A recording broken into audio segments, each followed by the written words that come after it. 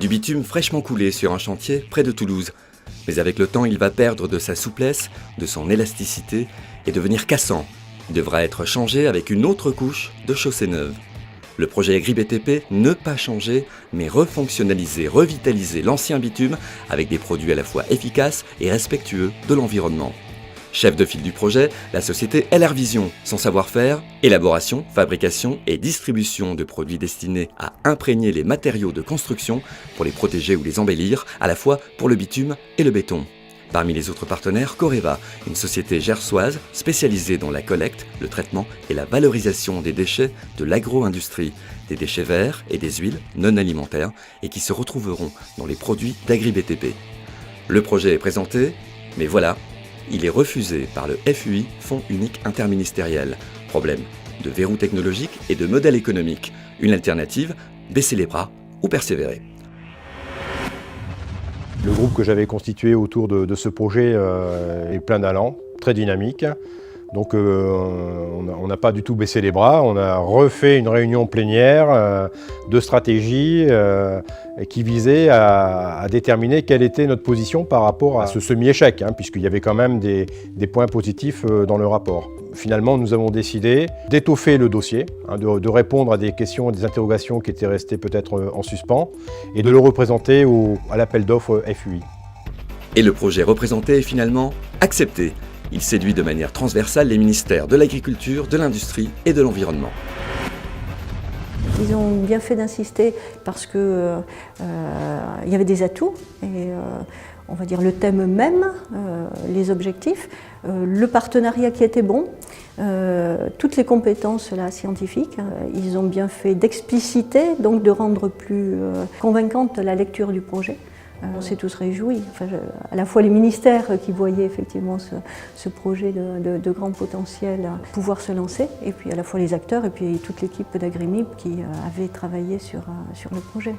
Travaillons sur un projet extrêmement innovant puisqu'il s'agit là de recycler à la fois des huiles végétales et de transformer finalement ces déchets. Donc c'est évidemment un outil très précieux dans le domaine de l'innovation. Et c'est également un projet collaboratif puisque nous avons là des laboratoires qui sont impliqués, laboratoire de l'INRA, laboratoire de l'Université Paul Sabatier, laboratoire de l'INPT et qui vont évidemment travailler en lien avec des entrepreneurs dans le domaine de la construction comme Malais ou d'autres entreprises. Donc c'est évidemment toute cette conjonction d'un travail sur du matériau durable et d'innovation et de lien entreprise-laboratoire qui pour nous est essentiel. Parmi les autres partenaires du projet, le groupe Malais, un grand des travaux publics, déjà sensibilisés et engagés dans une démarche environnementale pour leur bitume.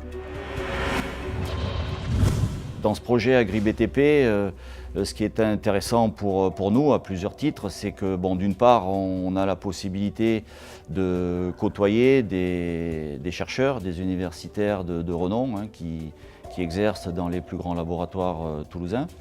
Nous mettons aussi à disposition par l'intermédiaire de nos chantiers des zones expérimentales qui vont permettre de tester les produits qui seront issus du projet.